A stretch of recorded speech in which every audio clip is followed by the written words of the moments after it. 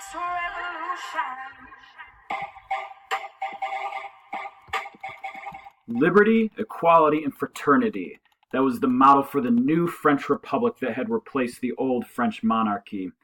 And that would continue for a while until heads started to literally roll in tens of thousands of numbers. We'll talk about that in a moment.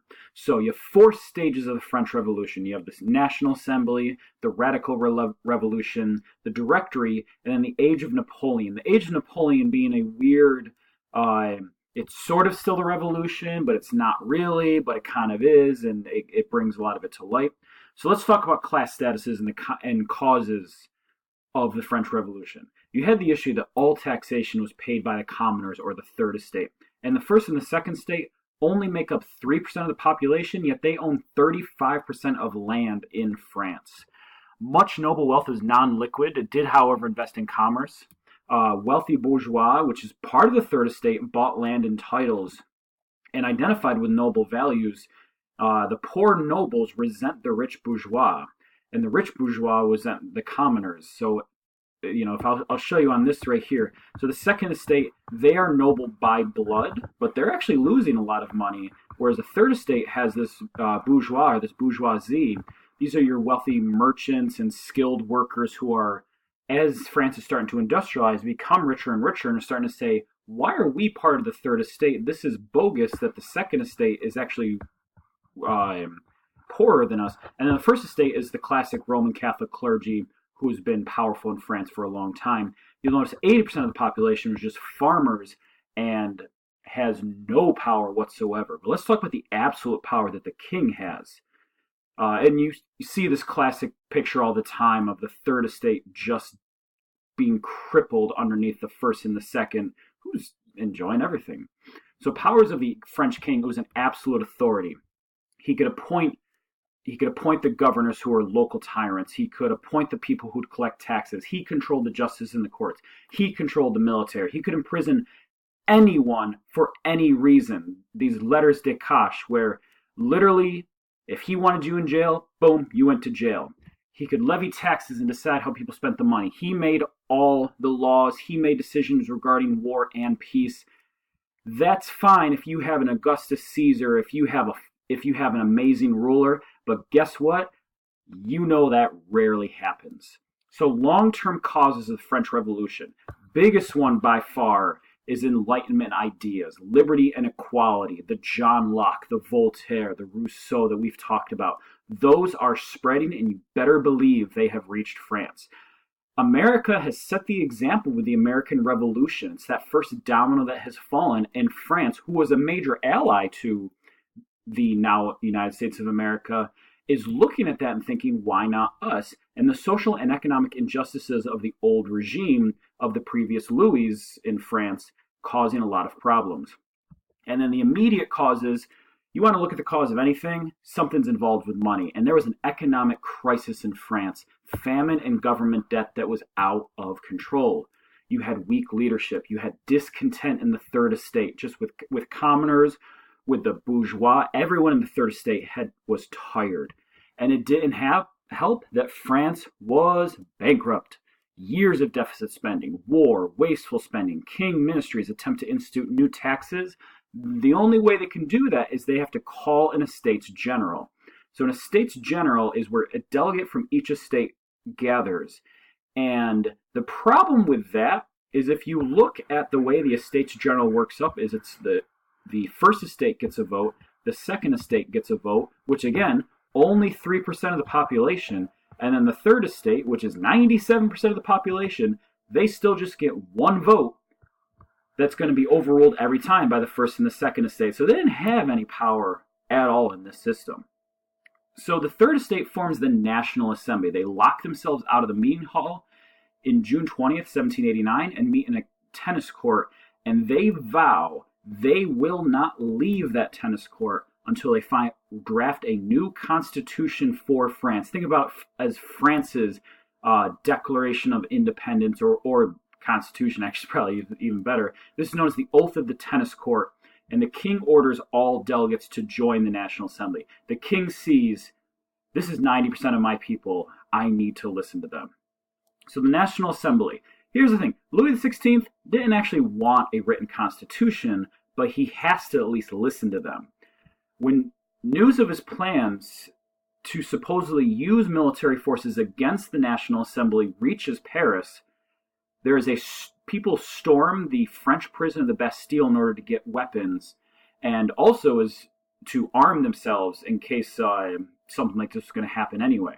This eventually leads to the Great Fear, where there are many French revolutionaries who start sweeping the countryside, invading and looting all those French nobles who were absolutely out of control.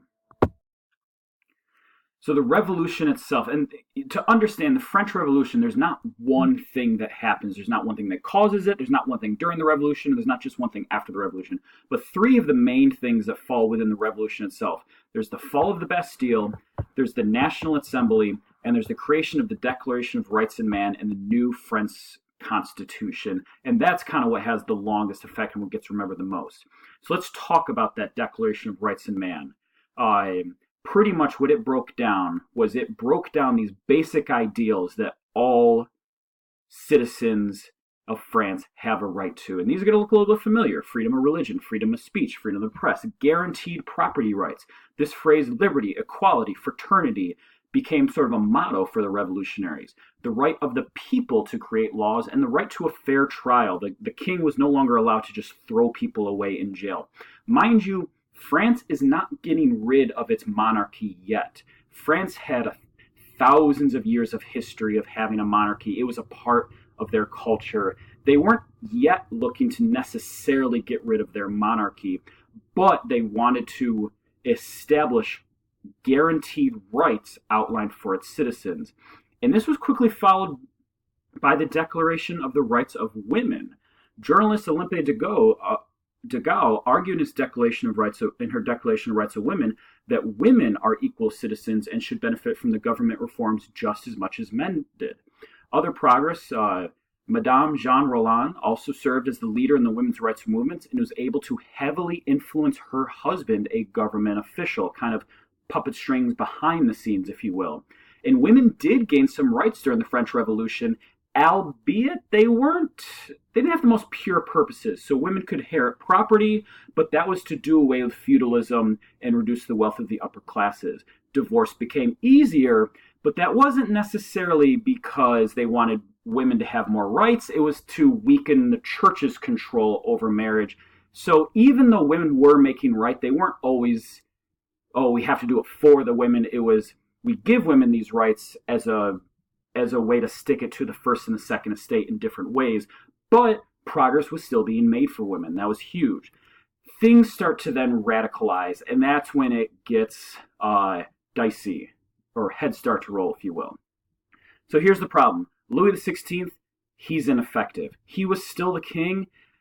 He didn't know how to handle this. He tries to escape Paris and is captured and essentially held as a prisoner. I want you to imagine the absurdity if the leader of your country tries to bolt and has to be captured by his own people to be kept as a prisoner in his own country.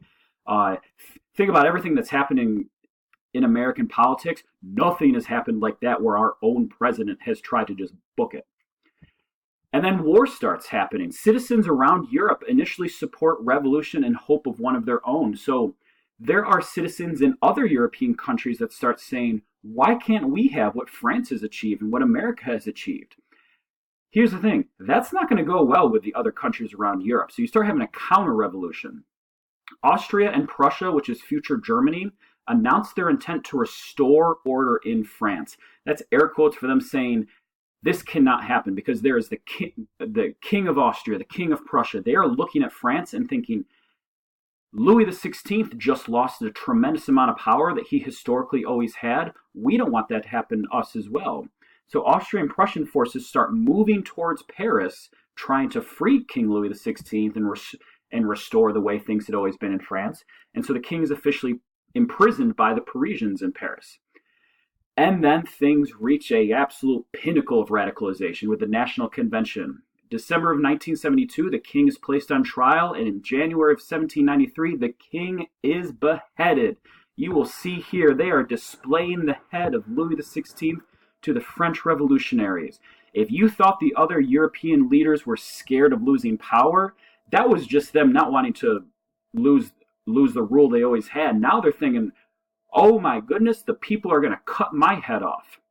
The National Convention also instituted reforms as well. The French National Convention abolished slavery in the colonies, the repeal of the primogeniture, confiscation of property of enemies of the revolution. They set a maximum price for grain, established a revolutionary calendar, and then they had to deal with this whole fact that Europe, all the other European monarchs, they're trying to shut France down because the rest of Europe is terrified. They don't just want to lose power, they don't want to lose their heads if this happens. So Britain, Holland, Spain, Austria are all at war with France, and just one of those countries would have been a problem for France. The convention ordered all capable men to join the army. This is actually kind of one of the first drafts that we've seen in history, and they managed to defeat these forces and keep them at bay.